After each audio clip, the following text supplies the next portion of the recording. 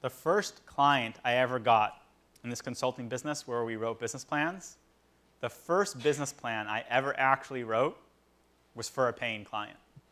Now, I didn't charge a lot of money. When I look at the number of hours I actually spent on that business plan versus what I got paid, it was probably a third of minimum wage.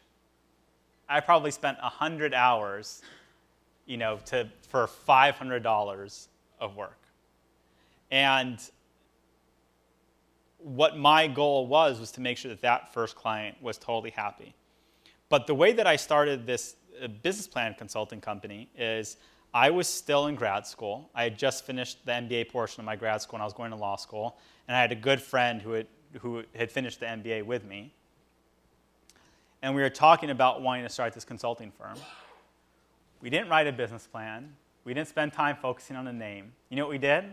We didn't register a domain. We skipped immediately to getting a client. We had 3 clients in 2 days, and then we figured everything else out. We had never written a business plan. We had never started a consulting company before. Neither of us had been consultants. We weren't sure what our products and services were.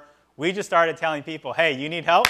We're here to help you. You want a business plan? You got it. You need your PBX phone system set up? You got it.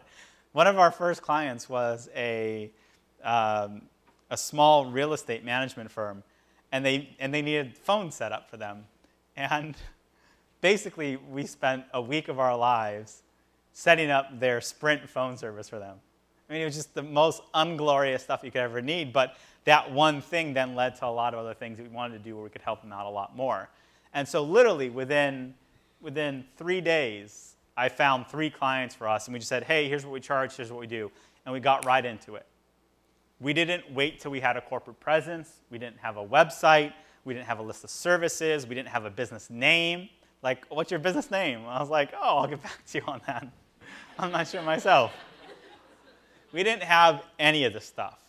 And that's my advice for you if you're starting a service-based business.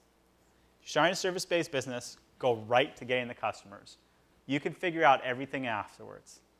The biggest mistake that you could make in a service-based business is spending weeks, months getting all these things in order, incorporating a business, getting letterhead, doing all this stuff, just to find out that you can't get customers because you're not good at it. Go get your clients, prove out that people want your service, and then just do everything else simultaneously. While you're working on the client project, you'll get the website up. You'll incorporate the business. You'll get letterhead. You'll get business cards. We had something like 8 clients before I ever had a business card. You don't need business cards. And in fact, a lot of you today already have or will try to come to me and give me your business cards. I'm not going to keep them. If you want to get in touch with me, send me an email, hit me on Twitter. I'm happy to even give you guys my cell phone number. But I'm not going to do anything with a business card. And I knew that giving other people my business card wasn't important to get clients too. We all create so many barriers we have to go through before we just ask for the sale. And the key thing you've got to know in starting a business is you can never, ever back away from asking from the sale. You have to be willing to say, here's my product, here's my service. Is this something that you need? And in fact, the better thing to do before you tell people about your product or service is ask them what they need. And if your product or service is a match for them, then try to help them out.